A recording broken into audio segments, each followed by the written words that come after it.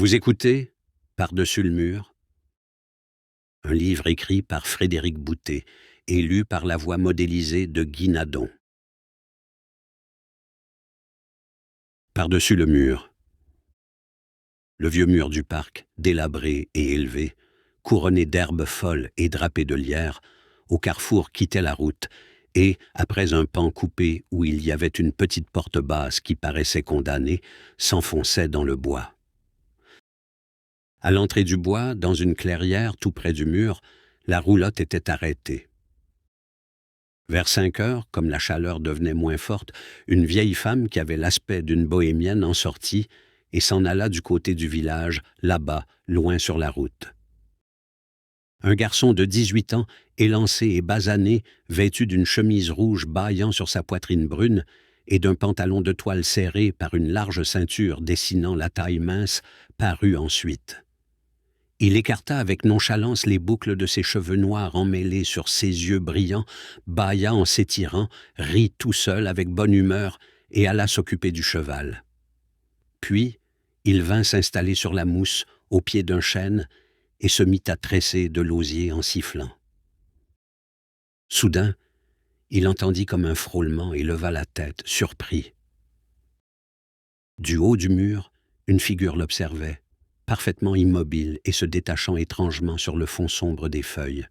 Une figure féminine et presque enfantine sous une extraordinaire masse de cheveux fauves dénoués qui, jusque sur le cou et les épaules qu'il cachait, descendaient en nappes lourdes le long des joues délicates, laissant voir seulement de grands yeux bruns dorés et une bouche rouge que plissait une moue sérieuse. Le jeune homme se leva et, la main sur son cœur, se courba en un salut théâtral. Une voix argentine vint du haut du mur. « Vous êtes bohémien ?»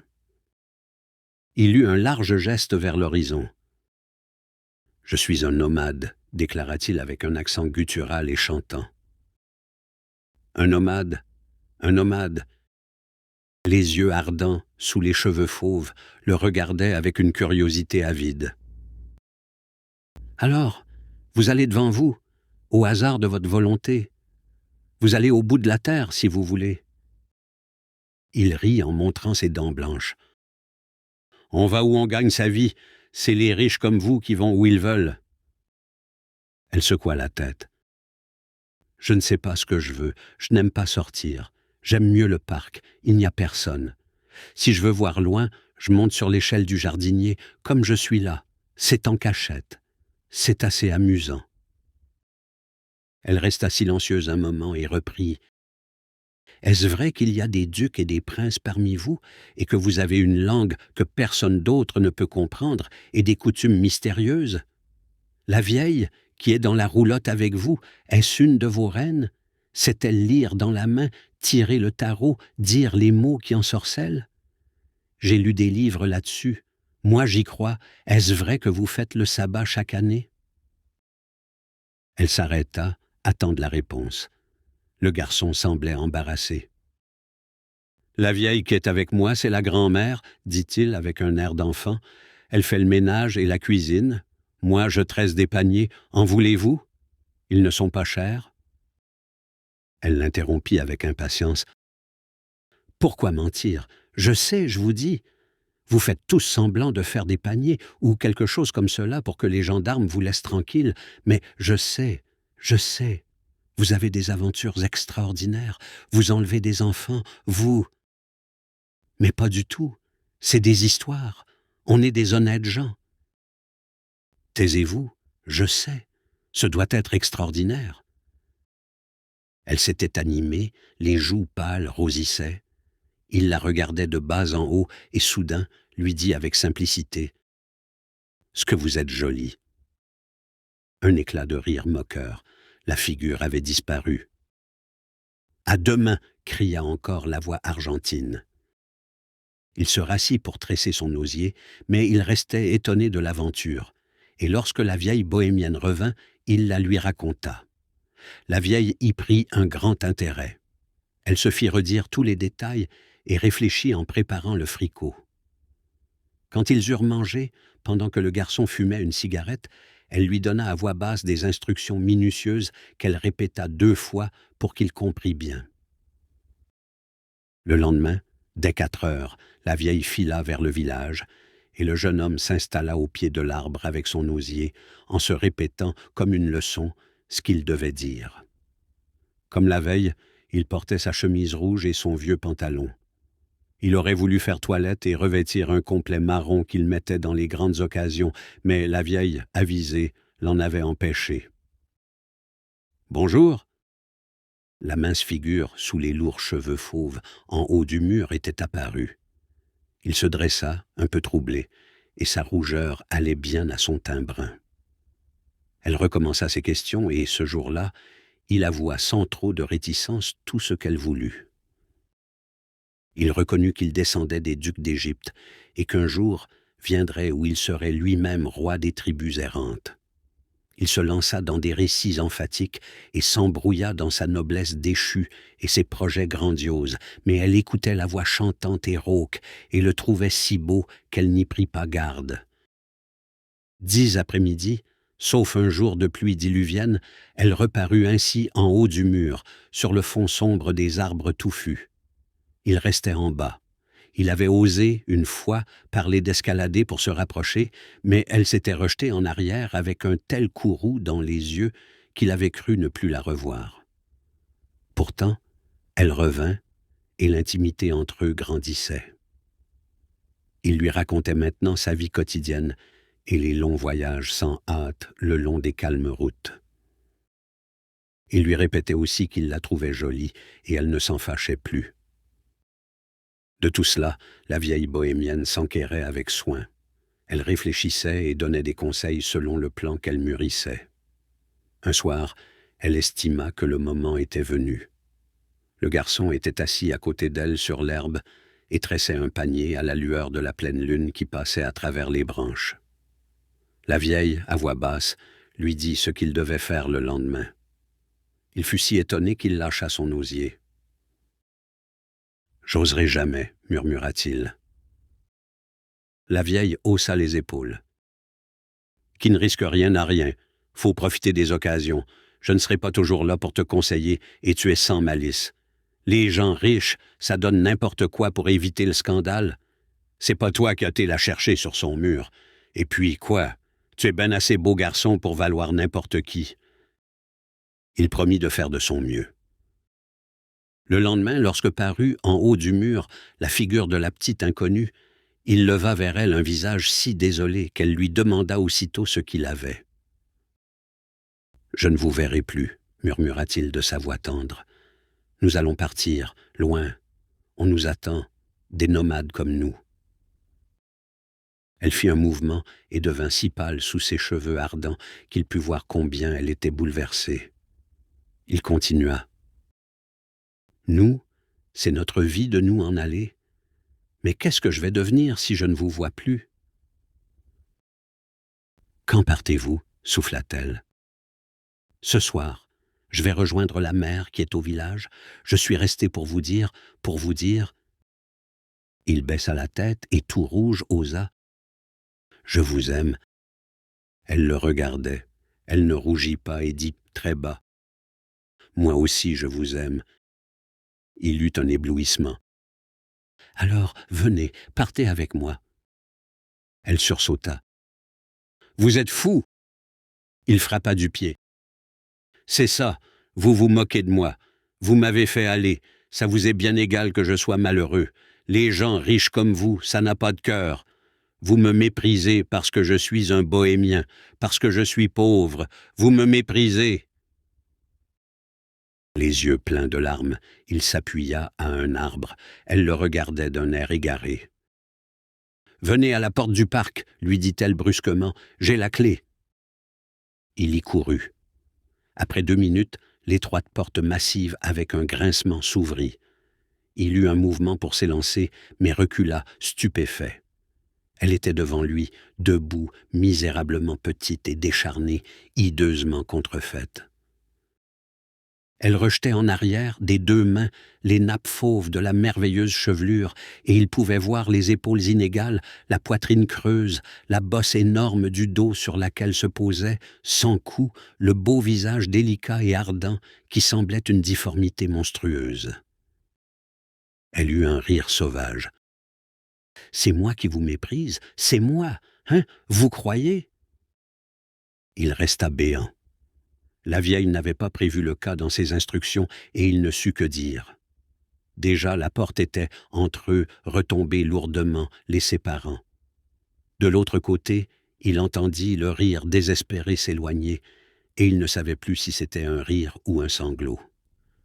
« Je me disais bien aussi que c'était pas naturel, » murmura-t-il, ahuri, en courant vers la roulotte, avec la hâte de s'en aller. Monsieur Cruchette. « Vous avez osé ?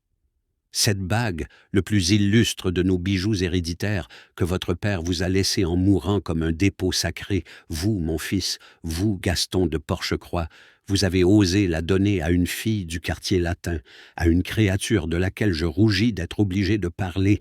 Ah, c'est ineffaçable. » Suffoquée par l'horreur dont frémissait avec dignité toute sa haute figure chevaline, la comtesse de Porchecroix fit une pause. Devant elle, le jeune Gaston baissait sournoisement la tête. Dans son fauteuil roulant, le grand-oncle, qui ne pouvait plus marcher, restait impassible, avec à peine une lueur d'existence entre ses paupières ridées. Monsieur Cruchette, le précepteur, atterré par ce qu'il venait d'entendre, demeurait figé dans sa consternation immobile et convenable, et les ancêtres, accrochés en portrait au mur du grand salon majestueux, fixaient sur le coupable leurs yeux vernis avec autant de réprobation vertueuse que s'ils n'avaient pas eu jadis, eux aussi, alors qu'ils vivaient, des passions et des vices. « Si j'avais eu de l'argent, je n'aurais pas donné la bague, » observa faiblement Gaston. Sa mère eut un regard foudroyant. « Taisez-vous, à 16 ans vous osez, mais laissons cela qui est révoltant. Le bijou sacré importe d'abord. Il faut le retrouver, il le faut. Quand s'est passée cette chose horrible? Qui est cette fille? Où loge-t-elle? Allons, parlez !» C'était vendredi, il y a 8 jours, elle s'appelle Caro. Et j'ai été avec elle près de la rue Monsieur-le-Prince, dans un hôtel meublé au second, chambre 21, avoua Gaston tout d'une haleine. Mon Dieu, quelle horreur! Mon fils dans un hôtel meublé avec... Madame de Porchecroix agitait son face à main. Soudain, elle se tourna vers le précepteur. « Monsieur Cruchette, vous avez entendu? Votre négligence? Oui, je sais. Vous ne pouviez penser que votre élève, mon fils, s'enfuirait, un vendredi de carême, du cours de rhétorique pour aller. Néanmoins, votre responsabilité est engagée. Je compte sur vous pour réparer. Il faut que vous alliez réclamer cette bague. » « Moi, madame la comtesse ?» Monsieur Cruchette avait eu un soubresaut d'épouvante. C'était un jeune homme au maintien bénin et réservé. Il avait une figure candide, régulière et rasée, de longs cheveux châtains tombant le long de ses joues roses, des yeux de myope derrière des lunettes graves, une redingote noire et une cravate blanche. « Oui, vous, je vous donne là, monsieur Cruchette, une haute preuve de confiance. Depuis 2 ans que vous êtes chez moi, j'ai pu apprécier votre délicatesse et votre éducation. Cette affreuse affaire ne doit pas être ébruitée. Il faut que vous arrachiez le bijou aux mains impures qui le détiennent. Retrouvez cette fille, offrez-lui de l'argent, mais j'y pense, la police. » « Scandale !» bégaya le grand-oncle qui avait ouvert les yeux. Et puis, impossible. Gourgandine entendue, mais femme. Cadeau à une femme, chose sacrée. Un Porchecroix ne fait pas réclamer un cadeau par la police. Impossible. Allez, Cruchette. Pas difficile. J'irais bien, moi, si je marchais. Un regret tremblait dans sa voix usée. Un filet de bave coula sur son menton. Il rit à des souvenirs confus. « Cela me paraît impossible, » balbutia Cruchette, agitée. « Je ne saurais pas. C'est un monde que j'ignore. Madame la comtesse, songez que je suis un homme d'étude. Je me suis toujours scrupuleusement gardé. » Il s'arrêta, très rouge. Son élève étouffa un rire. Le grand-oncle semblait s'amuser. Madame de Porchecroix ne comprit pas et reprit. « Il le faut. Retrouvez la bague. Je vous ouvre un crédit de 2000 francs si c'est nécessaire. » « Les pierres valent plus que cela, dit l'oncle. »« Eh bien 3000 francs, 4000, 5000, l'argent ici n'importe pas. Mais il faut que la discrétion la plus rigoureuse, mon Dieu, si l'on savait, quel scandale ! Monsieur Cruchette, vous avez entendu le nom et l'adresse, partez sur le champ, je vous donne plein pouvoir. » « J'en suis honoré, » gémit Cruchette en inclinant le front. Il reçut l'argent, prit son chapeau et sortit. C'était un matin de printemps, mais Cruchette n'en apprécia pas la douceur. Il songeait aux difficultés de sa tâche et se demandait avec angoisse ce qui allait lui arriver. Quand il fut dans les parages de la rue Monsieur-le-Prince, il eut envie de prendre la fuite. La seule crainte du courroux de Madame de Porchecroix l'en empêcha. Comme 11 heures sonnaient, il entra dans l'hôtel. Le bureau était désert et Cruchette s'engagea dans l'escalier. Au second étage, il frappa, le cœur battant, au numéro 21. « Entrez !» dit une voix féminine. Il entra et recula, terrifié. Dans la chambre en désordre, une jeune personne, nue, debout devant la glace de la cheminée, se coiffait. « Qu'est-ce que c'est ?» demanda-t-elle sans se déranger. « Mademoiselle Caro » bégaya Cruchette, les yeux baissés. « Elle n'habite plus ici depuis dimanche. Elle est avec Bordin, un potard, à l'hôtel Printemps, près de Cluny, » dit la jeune personne. Elle regarda Cruchette dans la glace et ajouta aimablement. « Ça ne fait rien, entre tout de même, va. »« Non, non, c'est elle-même. Je vous demande pardon, madame. » Cruchette s'enfuit. Il se retrouva, en proie à de vives émotions, dans la rue. Il alla à l'hôtel Printemps, où on lui indiqua la chambre de Bordin. Celui-ci, seul et tout habillé, dormait d'un lourd sommeil que Cruchette, malgré son inexpérience, attribua à l'ivresse.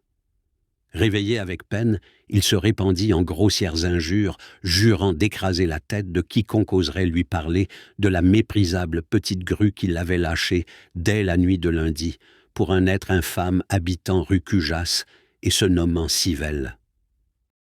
Ce Civelle, immense gaillard à barbe rousse et qui étudiait le droit, ne put être rejoint qu'au café où il déjeunait. Il accueillit Cruchette avec une politesse fleurie, l'obligea à déjeuner aussi, le fit trop boire, l'ahurit de sa verve intarissable, et, vers 2 heures seulement, consentit à lui révéler que Caro n'avait été dans sa vie qu'une passagère fugitive. Elle faisait maintenant les délices d'un Roumain qui habitait rue Dauphine, et n'était jamais là le tantôt, en sorte que c'était le meilleur moment pour aller voir la chère enfant. Un quart d'heure après, Cruchette, résignée, était rue Dauphine et frappait à une porte. Elle s'ouvrit. Il vit une petite femme assez jolie, en peignoir mal clos, et les cheveux défaits. « Mademoiselle Caro ?»« C'est moi, » dit la petite femme. Il eut un soupir de soulagement et fut étonné, car il ne se l'imaginait pas ainsi. Elle ne l'intimidait pas du tout, et il expliqua l'affaire en essayant d'être clair, ferme et poli. « C'est donc pas du toc, cette bague ?» dit-elle, en ouvrant des yeux surpris.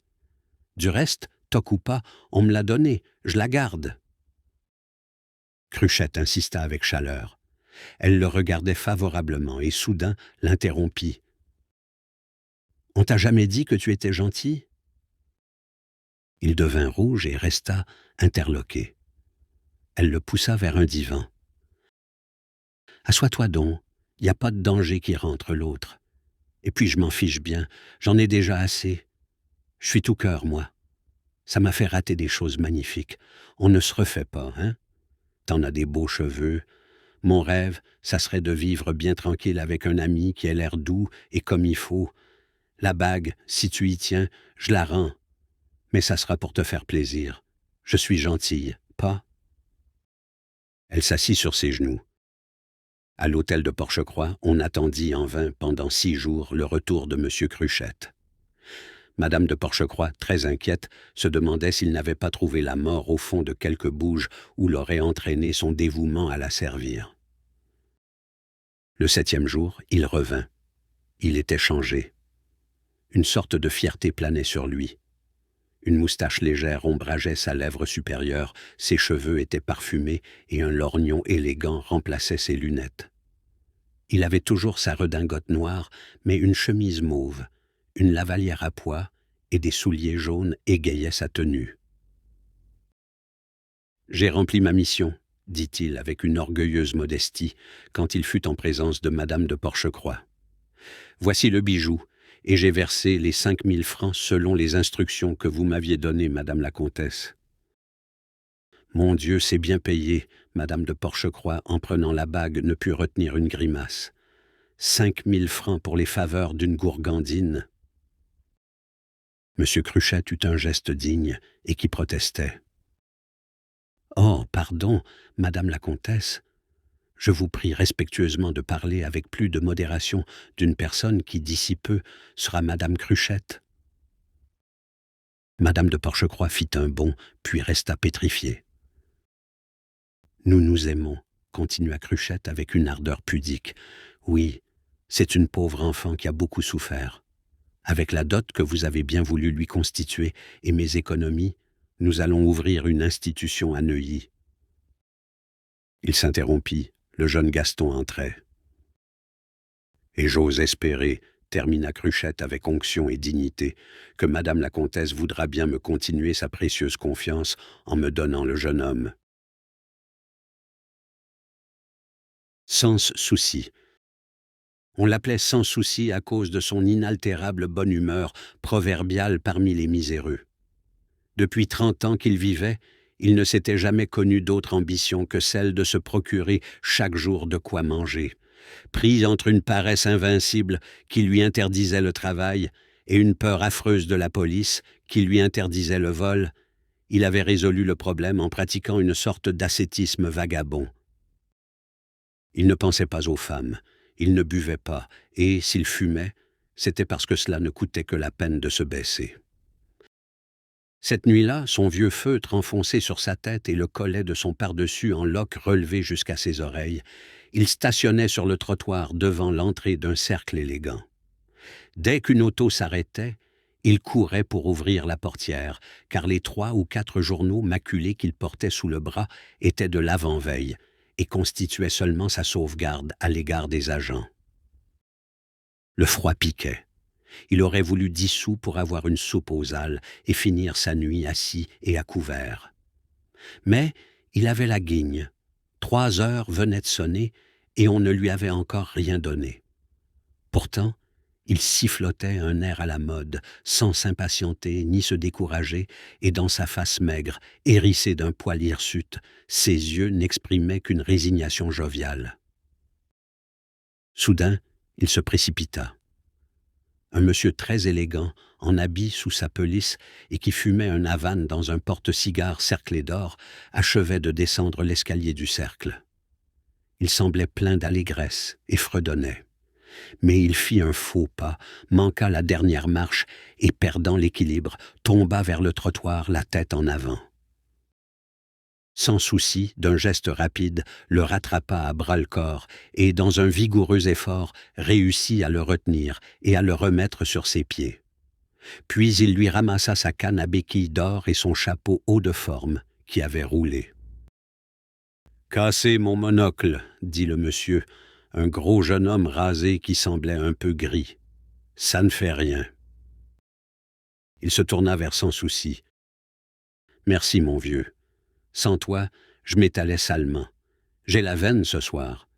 Je gagne 25 billets et tu te trouves là tout exprès pour m'empêcher de me casser la gueule. Tiens, c'est pour toi ça. » Il avait fouillé dans sa poche et tendait un billet de banque. « 1000 balles, haleta Sans souci, c'est pour blaguer, 1000 balles. » « Quoi, ma gueule vaut bien ça? Prends puisqu'on te le dit. »« Je pourrai jamais changer, fringué comme je suis, » balbutia Sans souci, éperdu. « Sûr, on croira que j'ai volé. »« Esprit pratique, » constata gravement le gros jeune homme. « J'aime ça. » Complaisamment, il se fouilla de nouveau. « Tiens, voilà tes 1000 balles en billets de 100 et de 50. C'est plus commode, hein? Bonsoir, va faire la noce. » Il regagna en riant son auto, dont Sans Souci ne songea pas à lui ouvrir la portière et qui l'emporta. Sans Souci s'éloigna aussi. Il marchait machinalement, trébuchant comme un homme ivre. Depuis qu'ils se connaissaient, la plus grosse somme qu'il eût jamais possédée en une fois était 5 francs donnés par une vieille dame généreuse pour laquelle il avait descendu 4 malles fort lourdes. « Faut être sérieux », se répétait-il en essayant de reprendre un peu de sang-froid et en tenant les billets au fond de sa poche, dans sa main serrée.